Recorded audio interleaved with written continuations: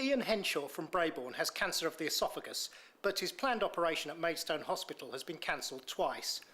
His wife Pauline and daughter Kate are absolutely outraged. Can you tell us what happened, Pauline? Yes, my husband was booked in for the operation a week ago yesterday, which was the 15th, and we took him up on the Sunday evening. Katie came back from Exeter, where she's at university, in order to be with us.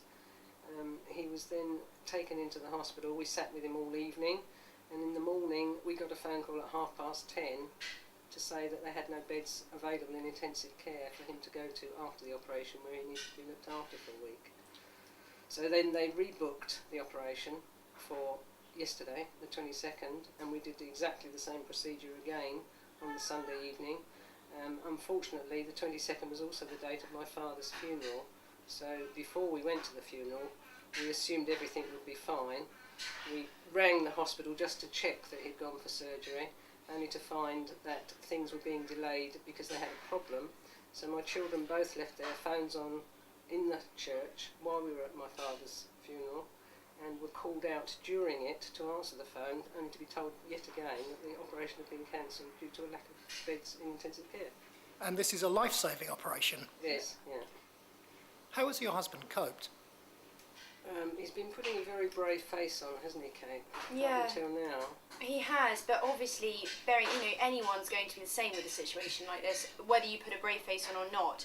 It's going to be a very difficult thing. You've got to build up to it emotionally, physically. He was given, after his 9-week period of chemotherapy, he was given sort of 4 or 5 weeks? 6 weeks. 6 weeks, in order to build himself up emotionally and physically, put on a bit of weight, do all the things he needed to do before the operation. So you've had this build-up of sort of 6 weeks, where he's building up to this, he's right, okay, I'm going in, it's going to be okay, I'm going in for this operation, only to be told it's cancelled. Fair enough, I can understand for the one time. Obviously, hence why we were quite willing to accept the fact that they were going to do the operation again a week later. Okay, fine, you get emergencies, intensive care is for emergencies, I can understand that. But to then have that happen again a week later, I mean, it's just shocking, and Dad's just, annoyed, appalled, disgusted, and really unhappy and pretty depressed, to be honest, which you can't really blame him. And there's only a short window of opportunity for the operation, isn't there?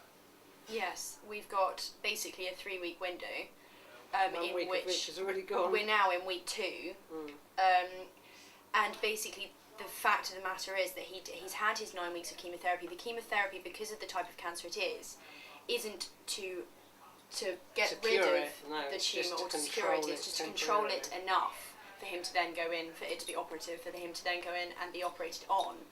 So therefore, we've done the 9 weeks, he's got ready for his operation. If we miss this slot, he goes back on another 9 weeks of chemotherapy before he can then be operated on. Obviously, chemotherapy is damaging. It damages cells, it's damaging him, and he's not well enough to keep being given chemotherapy over and over again. He can't cope with it, and emotionally none of us can cope with it. It's just, and then how do we know, how can we have that trust, in the trust as it were, that they're not going to do the same thing in 9 weeks after, sort of 9 weeks and then another 5 weeks time, and in like 3 months time, and say, oh yeah, sorry, no beds in intensive care again. What do we do then? It's a terrible situation. Do you point the finger of blame at anybody particularly? Well, one thing we said we wanted to make clear is that we're not in the slightest bit upset with nurses, surgeons, any of that sort of staff at Maidstone Hospital. It's just they have been absolutely fantastic. They are just as annoyed as us, just as frustrated as us, and we have every confidence in them. It's not them that we have the issue with. It's administration and it's funding, and whoever is in charge of that, who's not putting the funding where it needs to go, or not spreading the funding over where it needs to be. So you feel that the Trust don't understand the problems the people at the sharp end are getting, and they can't actually put the money where it's most needed? No, I don't think they can. I don't think they're aware whether or not they get involved in the cases, or whether they're told, or whether they're just in charge of money. I don't know, but it really ought to be properly looked into. Yeah. What would you like to say to the Trust? What would I say? Sort out your funding, organise yourselves. There must be some form of... Maybe get more involved in what's actually going on, so they're more aware of where the money should be put. Yeah.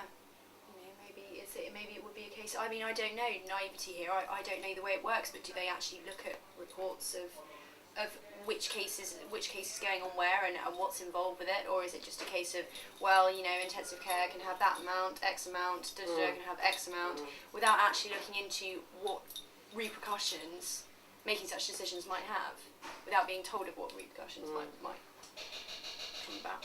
Thank you very much indeed.